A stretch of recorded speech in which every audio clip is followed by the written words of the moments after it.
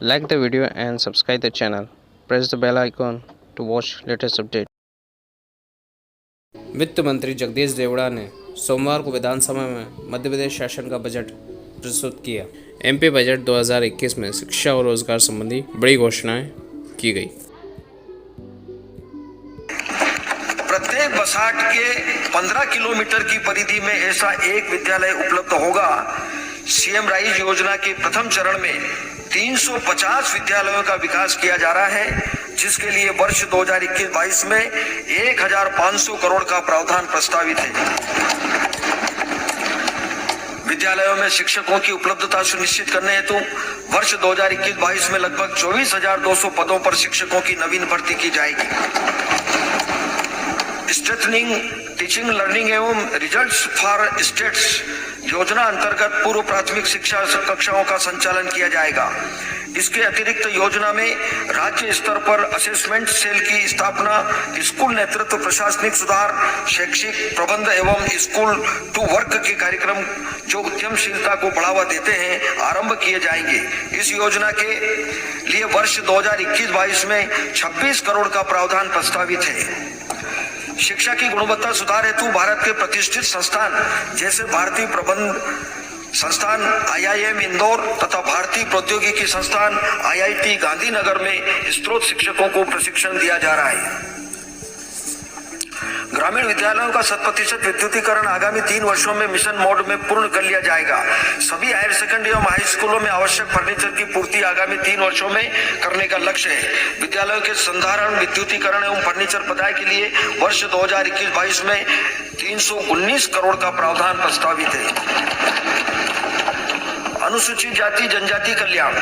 प्रदेश के अनुसूचित जनजाति वर्ग का कल्याण हमारी सरकार की प्राथमिकता है। जनजाति वर्ग की शैक्षणिक आवश्यकताओं पर हमारी सरकार का विशेष ध्यान है। इस हेतु कन्या साक्षरता योजना, आदिवासी बालिका विज्ञान योजना, विद्यार्थी कल्याण योजना, सैनिक स्कूल में प्रवेश, सिविल सेवा प्रोत्साहन योजना, सिविल सेवाओं की परीक्षा हेतु निजी संस्थाओं द्वारा कोचिंग आदि योजनाएं संचालित है।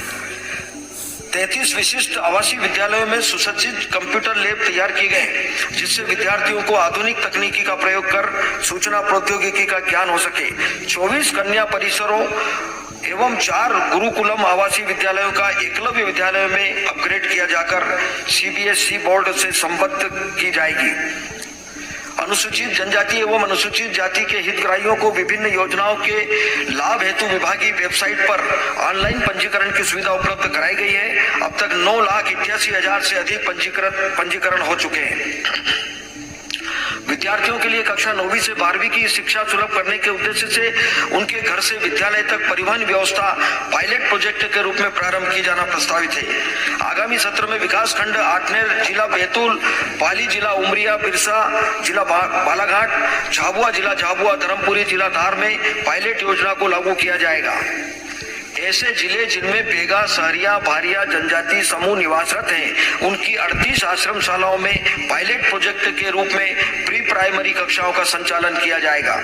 आदिवासी क्षेत्रों में बालिकाओं को उच्च स्तरीय शिक्षा सुविधा उपलब्ध कराने के उद्देश्य से 65 आवासीय कन्या शिक्षा परिसरों को स्वीकृति दी गई थी, जिनमें से 22 भवनों का निर्माण कार्य पूरा हो चुका है। शेष 43 भवनों का निर्माण शीघ्र पूर्ण कर लिया जाएगा।